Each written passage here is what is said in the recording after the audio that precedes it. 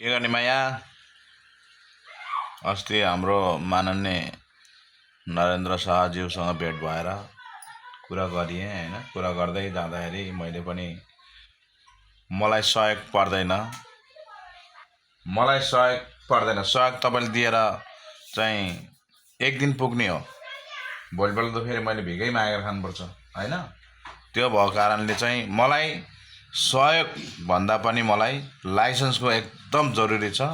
Licence चाहिँ मलाई अलिकति दिलाइदिनु पर्यो भनेर मैले उहाँसँग चाहिँ गुनासो गर्दाखेरि उहाँले भन्नुभयो बाबु मलङमा गएर पाउँछ नत्र अनि म छु भनेर आश्वासन दिनुभएको छ उहाँले।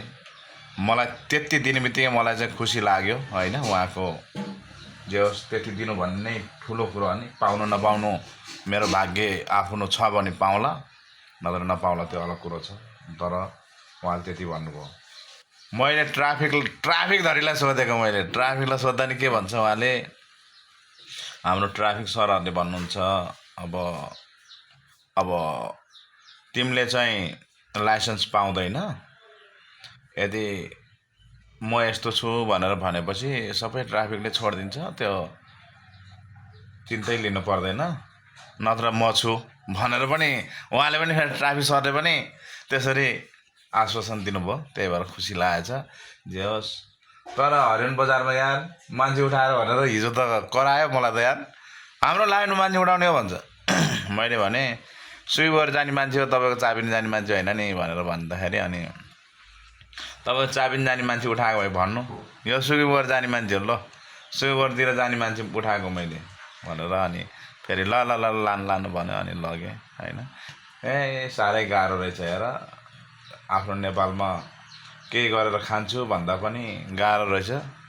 ठिकै छ र पनि त्यसको बावजुद पनि हामीले सबैसँग रिसाएर होइन के, खुसीले मैले उहाँहरूलाई पनि भने तपाईँ चाबिनतिर जाने हो भने त म उठाउँदिनँ, मैले चाहिँ लु छोडिदिन्छु। उहाँ चाहिँ अब उहाँ सुइबर जाने मान्छे, पश्चिमतिर जाने मान्छे, तपाईँको ठाउँमा आएर मैले उठाएको छु।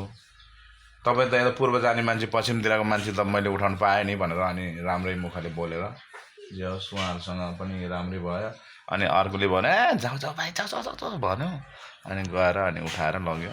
जे होस् हिजो राम्रै कमाइ भयो।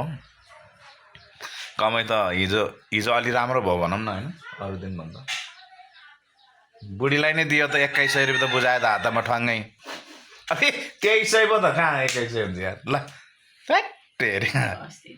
गाह्रो छ। अस्ति तल कति दियो मैले अस्तिदेखि भन्छु ले।